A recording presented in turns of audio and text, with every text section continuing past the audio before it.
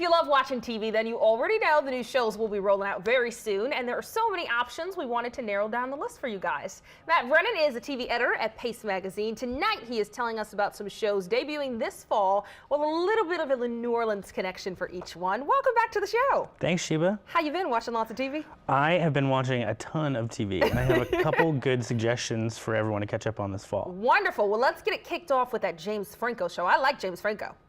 If you like James Franco, then you will like the Deuce because he actually plays two characters. Wait, what? He plays twin brothers. Oh, that's fun. So the Deuce is from David Simon, who was the creator of The Wire and Treme, right, which you know because it was set in New Orleans, and novelist George Pelecanos. And it actually covers the history of the porn industry in its origins in New York's Times Square in the 70s and 80s. That's definitely an interesting storyline. Yeah, it's kind of HBO's attempt to follow up Vinyl, its show about the origins of the punk music era. That was sort of a flop.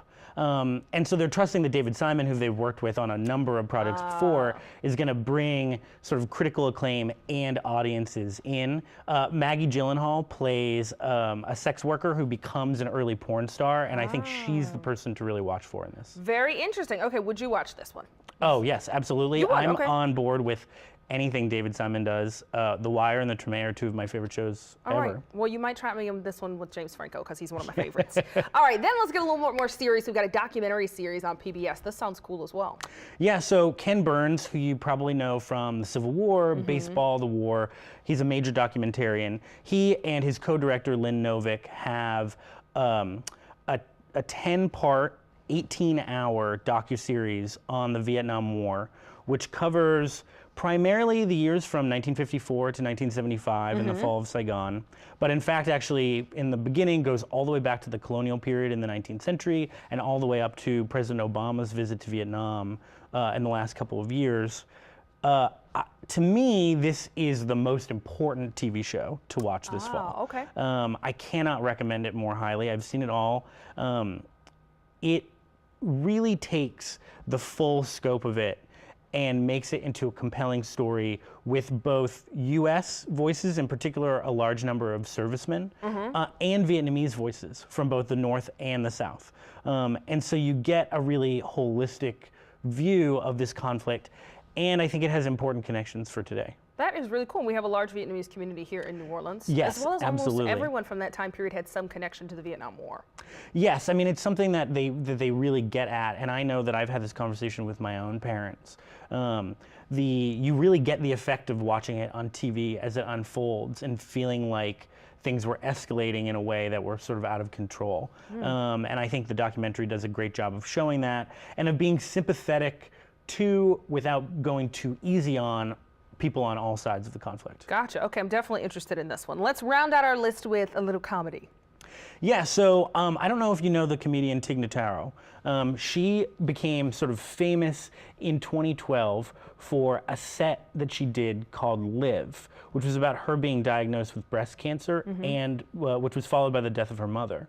And so that actually really blew up and is now considered one of the great comedy sets really ever delivered.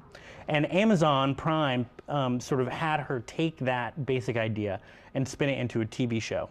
And if it sounds like it's too serious, it's actually both the set and the show I think are really funny. Oh, okay. Her style is pretty deadpan. So the story follows her character, who's also named Tig, but is a disc jockey at a radio station. After her mother dies, she returns to Mississippi along the Gulf Coast and moves in with her father and her brother.